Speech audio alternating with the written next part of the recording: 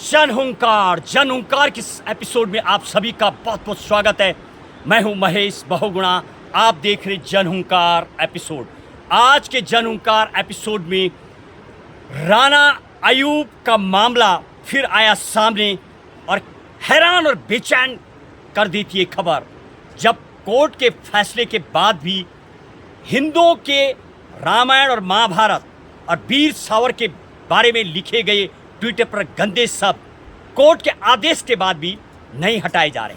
आखिर कहाँ है खामी? क्या कानून इतना लचीला है या कानून अपना काम नहीं कर पा रहा है?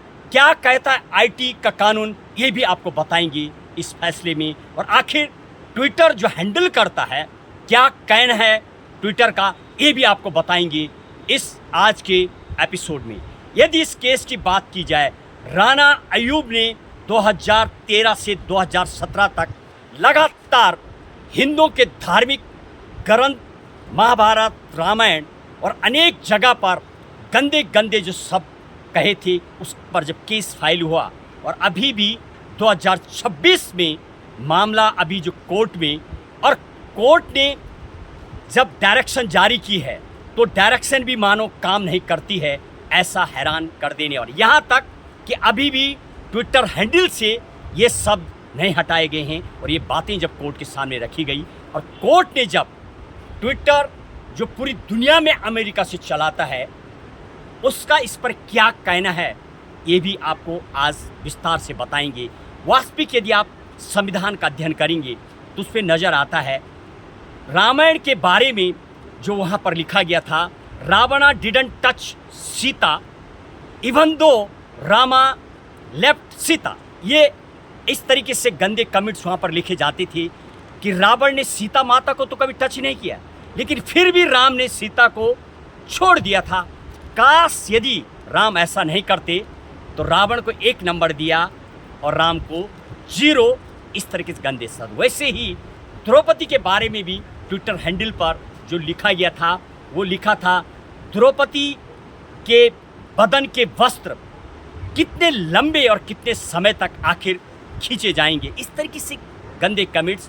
इवन वीर सावर के बारे में भी लिखा गया था। और जब केस दर्ज होता है और 2013 से 17 के बीच जो भद्दे कमेंट थे, वो आज भी इंसल्टिंग जो ट्वीट्स का जो मामला हिंदुओं को लेकर के जो आया था, आईपीसी सेक्शन 153A 295A 505 के अधीन केस दर्ज हुआ और फैसला आने के बाद अभी तक वो नहीं हटाए। आईटी के यदि आप एक्ट की बात करेंगे जो 2000 में बना हुआ, उसको मुताबिक 79 जो क्या कहता है सेक्शन, इसके लिए उस जो गंदे कमेंट्स करता है, जिस भी चीज़ पर इस्तेमाल करते हैं, व्हाट्सअप, फेसबुक, ट्विटर, जो भी, वो हटाने के लिए जब आदेश हुआ तो आखिर नहीं हटाया गया। और जब मामला पहुंचता है, अभी भी उसके द्वारा जो बातें रखी गई है उसकी तरफ से, वो भी उस पर अभी मंथन जारी है। और जब ट्विटर को इसके लिए नोटिस गया तो ट्विटर का कहना है वो स्टेट में फॉल नहीं करता है, यानी स्टेट का मतलब संविधान की धारा 12 में राज्य को ही इसमें एक्शन लेने का पावर होता है। और दिल्ली पुलिस अभी भी लगातार मानो एक मुक्त दर्शक के रूप में बनी हुई है। लगातार केस तो फाइल हुआ है, लेकिन दिल्ली हाई कोर्ट ने अब फिर से दोबारा मामले की सुनवाई करते हुए दिल्ली पुलिस को भी इस बारे में और साथ ही साथ ट्विटर को भी इस बारे में कहा है। और वास्तविक ही यदि संविधान का अध्ययन करेंगे तो राज्य के मामले में ट्विटर न तो आता है, और ट्विटर ने इस बारे में साफ इनकार किया है। क्या सोचते हैं आप? क्या इस तरीके से जो ऐप्स हैं, क्या उन पर बैन होना चाहिए? इस तरीके से गंदे कमेंट्स, या क्यों न देश में ऐसे ऐप्स चलें जिस पर सुप्रीम कोर्ट, हाई कोर्ट और न्यायपालिका का कंट्रोल हो। जब उनको बोला जाए तब वो फेक न्यूज़, गंदे कमेंट्स हटाए जाए। लेकिन हट ना पाने की वजह है बाहर के बने हुए जो ऐप्स लगातार यूज हो रहे हैं, क्या इनको रोका जाना चाहिए या इनको कानून के दायरे में इनको फॉलो किया जाना चाहिए? एक ऐसा कानून बने, इन पे शिकंजा कसे, और कोई भी ऐसा ऐप यदि इस्तेमाल करता है तो उसका जिम्मेदारी वो स्वयं ले।